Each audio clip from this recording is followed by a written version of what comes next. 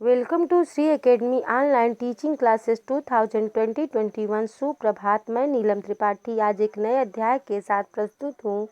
वह अध्याय है जैसलमेर की राजकुमारी। आज हम पढ़ेंगे जैसलमेर की राजकुमारी के विषय में।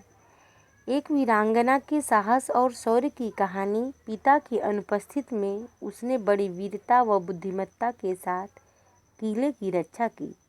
यह एक प्रेरणादायक कहानी है। तो आइए इस कहानी के विषय में जानते हैं। जैसलमेर की जो राजकुमारी थी वो बड़ी ही साहसी थी। उन्हें किसी का डर नहीं था। अपने साहस से दुश्मन के छक्के छुड़ा देती थी। एक बार की बात है, अलाउद्दीन ने जैसलमेर पर आक्रमण कर दिया था। महाराज रत्न सिंह को शत्रु से लोहा लेना था, किंतु दुर्ग तथा राजकुमारी को अकेला छोड़ते हुए वे चिंतित थे। राजकुमारी रत्न सिंह की बहादुर कन्या थी। वह नारी शक्ति और शौर्य की जीता जागता उदाहरण थी। एक बलिष्ठ अरबी घोड़े पर सवार मर्दाना पोशाक पहने वह बहुत ही तेजस्विनी प्रतीत हो रही थी। उसकी कमर में तलवार लटकी हुई थी। वह हाथ में धनुष सजा हुआ था। राजा रत्न सिंह की लड़की बड़ी ही वीर थी। वह घोड़सवारी करती थी और मर्दाना पोशाक पहनकर तेजस्विनी की भांति हमेशा धनुष और तलवार चलाया करती थी। वह नारी शक्ति व शौर्य की जीता जागता नमूना थी। वह अपनी बहादुर कन्या को देखकर मन में हर्षित हुआ करते थे, किंतु जब वह अलाउद्दीन से युद्ध करने के लिए वह मुस्कुराकर बोली, राजा रत्न सिंह से जैसलमेर के दुर्ग की रक्षा का भार मुझ पर है। पिताजी, आप चिंता क्यों करते हैं? जब तक उसका एक भी पत्थर से पत्थर मिला है, किले का बाल भी बांका न होगा। मेरे रहते कोई इसमें घुस भी नहीं सकता। अलाउद्दीन खिलजी कितना भी वीर धूर तथा छलिया हो, मेरे आगे टिक नहीं पाएगा। प्रस्तुत पंक्तियों का भावार्थ यह है कि रानी रत्नावती वीरता की एक मूर्ति थी। वह अपने पिता से बोली कि पिताजी, मेरे रहते अलाउद्दीन खिलजी इस जैसलमेर दुर्ग का कुछ भी नहीं कर सकता। एक पत्थर से पत्थर नहीं हिला सकता। चाहे वह कितना वीर और धूर्त क्यों ना हो, मेरे आगे वह टिक नहीं पाएगा। शाबाश बेटी, मैं जानता हूँ दुर्ग तेरे हाथों में सुरक्षित है, फिर भी सावधान रहना। रत्न सिंह ने बेटी के सिर पर हाथ रखकर उसे आशीर्वाद दिया और आंसू भरी नजरों से किले के चमकते हुए कंगूरे को निहारते हुए तीव्र गति से प्रस्थान किया। रत्न सिंह अपनी बेटी को शाबाशी देते हुए कहे कि मैं जानता हूँ दुर्ग तुम्हारे ही हाथों सुरक्षित है, फिर भी छलिया अलाउद्दीन खिलजी से सावधान रहना। रत्न सिंह ने अपनी बेटी को आशीर्वाद देते हुए वहां से प्रस्थान किए।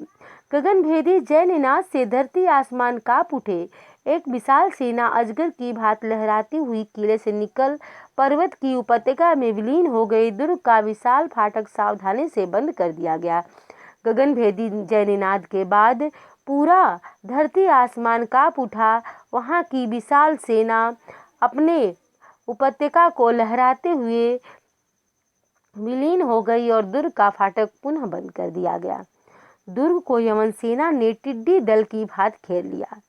जिस तरह से टिड्डियां दुर्ग को घेर लेती हैं, हर जगह अपना आसन जमा लेती हैं, उसी तरह यमन सेना टिड्डी की भांति प्रतीत होती हुई चारों तरफ से दुर्ग को घेर लिया।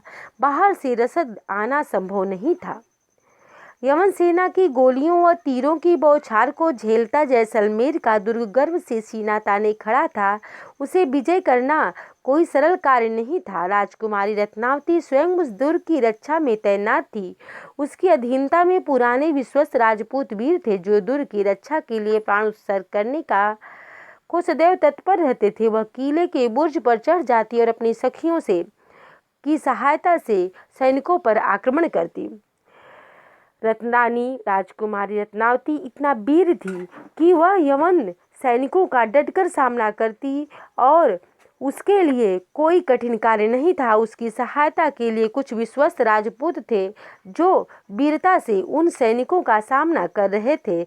और यवन सिंह द्वार की ओर मुड़ा। राजकुमारी को संदेह हो गया कि अवश्य वह कोई शत्रु है। राजकुमारी बाण हाथ में लेकर उस छाया के ठीक ऊपर द्वार तक आ पहुंची। वह छाया एक गठरी लिए थी। उसने गठरी को नीचे रखा था, प्राचीर पर चढ़ने का उपाय करने लगी। राजकुमारी ने धनुष पर बाण चढ़ाया तथा ललकार कर पूछा, वहीं रुक जा, बोल क्यों आया है। व्यक्ति बोला, मुझे किले में आने दीजिए, एक जरूरी संदेश है। वहीं से बोला। राजकुमारी ने कहा, राजकुमारी जो संदेश गोपनीय है। व्यक्ति ने आखिरी चेष्टा की। रानी समझ गई थी, यह जान गई कि यवन की कोई कूटनीति चाल है। यहाँ पर कोई यवन सैनिक ही गठरी में बांधे सेनाओं को लेके आ रहा है, इसलिए उस पर अपने तीर चला दिए और उस यवन सैनिक को ध्वस्त कर दी। रानी राजनीतिज्ञ और कूटनीति में बहुत ही निपुण थी। वह शत्रुओं के चाल को भली भांति समझती थी और सिंह द्वार पर हमेशा आक्रमण के लिए तैयार रहती थी। आशा है बच्चों आप इसके भावार्थ को, इसके अर्थ को समझ चुके होंगे। इससे पहले कि वह व्यक्ति कुछ और कह पाता, राजकुमारी का तीर उसका कलेजा फार करता हुआ निकल गया। सैनिकों ने देखा वह यवन तथा पीठ पर यवन सैनिकों को गठरी में बांधा था। राजकुमारी ने किले का प्रबंध तथा निरीक्षण और भी कड़ा कर दिया। तभी एक वृद्ध योद्धा से पता चला कि यवन घूस देकर फाटक खुलवाना चाह रहे हैं। राजकुमारी ने आदेश दिया कि आधी रात को यवन सेनापति की इच्छानुसार फाटक खोल दिया जाए। 12 बजे के लगभग कुछ आदमी दुर्ग की ओर छिपे छिपे आने लगे। उनका सरदार मलिक काफूर था तथा लगभग चुने हुए 100 योद्धाओं उसके पीछे आ रहे थे। संकेत पाते ही द्वारपाल ने प्रतिज्ञा पूरा की। विशाल महराबादार फाटक खुल गया। योद्धा दुर्ग में घुस गए। एक वृद्ध योद्धा से राजकुमारी को पता चला कि यवन सैनिक घूस देकर फाटक खुलवाना चाह रहे हैं। रानी ने आदेश दे दिया और कहा कि उन्हें फाटक खोलकर अंदर बुला लिया जाए और उन्हें अपने चक्रव्यूह में फंसा लिया जाए। दुर्ग का द्वारपाल ऐसा ही किया और मलिक काफूर और उसके कुछ सैनिक उस दुर्ग के अंदर ही फंस गए। यह रानी की कूटनीतिक चाल ही थी। तो आशा है बच्चों आप इसके अर्थ को समझ चुके होंगे। तो आइए अब इसके अगले भाग को देखते हैं। धीरे से मलिक काफूर ने कहा, बहुत अच्छा, यहाँ तक तो बढ़िया रहा। अब हमें गुप्त द्वार से महलों में पहुंचा दो, पहले बाकी का सोना भी दो। राजपूत ने कहा। मलिक काफूर से सोना लेकर वह अंधेरे में फाटक का ताला बंद कर चुपचाप चक्कर काटता हुआ न जाने कहाँ गायब हो गया। यवन सैनिक राजकुमार के चक्रव्यूह में फंस चुके थे। न पीछे का रास्ता मिलता था न आगे का। मलिक काफूर दांत पीस रहा था। राजकुमारी चूहों को चूहेदानी में फंसाकर खिलखिला रही थी। मलिक काफूर जब दुर्ग के अंदर प्रवेश किया तो उसने कहा, बहुत अच्छा, मैं यहाँ अब पहुँच गया हूँ। अब मैं जैसलमेर के दुर्ग को अपने में मिला लूँगा। यवन सैनिक विजयी हो जाएंगे। किंतु वहाँ का राजपूत जो था कहा, बाकी का सोना दो। लेकिन वह सोना लेकर धीरे से दरवाजे का फाटक बंद कर दिया और वे सब चूहे की भांति उसी में कैद हो गए। रानी अपने चक्रव्यूह में उसे फंसा चुकी थी और वह यवन सैनिक ना तो उन्हें पीछे जाने का रास्ता था ना तो उन्हें आगे जाने का, और केवल दांत पीस के रह गए। और रानी यहाँ पर अपने चक्रव्यूह में उन्हें फंसाकर खिलखिला रही थी। अब एक और समस्या थी, खाद्य सामग्री बहुत कम हो गई थी। राजपूत भूखों मर रहे थे। राजकुमारों की शक्ति भी क्षीण हो रही थी। तभी राजकुमारी को एक युक्ति सूझी। उसने मलिक काफूर से जाकर कहा, यवन सेनापति, आप हमारे मेहमान हैं। मुझे बहुत संकोच हो रहा है कि आपकी सेवा हम ठीक से नहीं कर पा रहे। अब खाद्य सामग्री भी बहुत कम रह गई है। अतः हम सबने मिलकर यह निर्णय लिया है कि कल से हम लोग बहुत कम खाएंगे, किंतु आप लोगों को अन्न रहने तक भूखा नहीं रखेंगे। हमें क्षमा कीजिएगा। मलिक काफूर की आंखों से आंसू भर आए। निकल आए, आप वास्तव में फरिश्ता हैं राजकुमारी जी। राजकुमारी को रसद जुटाना अशक्य लग रहा था। 18 सप्ताह बीत गए। अलाउद्दीन के गुप्तचर ने सूचना दी, दुर्ग विजय का सपना भूल जाइए। वहाँ कहीं से काफी मात्रा में रसद पहुंच गई है, अब किला हाथ नहीं लगेगा। रानी के सामने एक विकट समस्या आ गई थी। उसके पास खान पान की सामग्री कम हो गई थी, तो उसने सोचा कि मैं भले ही थोड़ा खा लूंगी, मेरे सैनिक भले ही थोड़ा खा लेंगे, लेकिन यवन सेनापति जो मेरे यहाँ मेहमान हैं उनकी खातिरदारी में कमी नहीं होने देंगे, क्योंकि हमारे शास्त्रों में कहा गया है अतिथि देवो भव। अतिथि की पूजा देवता के समान होती है, इसलिए चाहे वह दुश्मन हो चाहे वह मित्र हो, सबको एक समान दृष्टि से देखा जाता है। इसलिए दुश्मन होते हुए भी रानी ने उसका अच्छे से ख्याल रखा।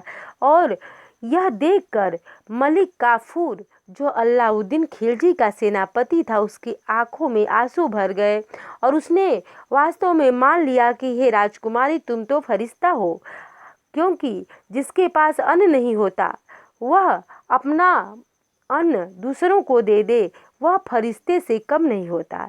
इसलिए मलिक काफूर के मुख से निकल पड़ा कि वास्तव में राजकुमारी आप फरिश्ता हो, आप वीर हो, आप वीरता की प्रतिमूर्ति हो। राजकुमारी को संकट में भी घबराना अच्छा नहीं लगता था। वह संकट का सामना डट के करती थी, वीरता से करती थी। 18 सप्ताह बीत गए, फिर भी वह घबराई नहीं। अंत में सूचना मिला कि रसद कहीं से और आ गया है, बहुत मात्रा में आ गया है। इसलिए जैसलमेर के किले पर अब आक्रमण करना या विजय प्राप्त करना असंभव है। इसलिए यवन सेनापति से यह निवेदन है कि यह यहाँ से वापस चले जाएं, नहीं तो यवन दुर्ग पर उनकी मृत्यु भी निश्चित है और वह दुर्ग पर विजय प्राप्त करना भूल जाएं। दुर्ग विजय किया जो सपना है, उसे भूल जाने में ही यवन सैनिकों या यवन सेनापति की भलाई है। तो आशा है बच्चों आप इसके भी भावार्थ को समझ गए होंगे। धन्यवाद।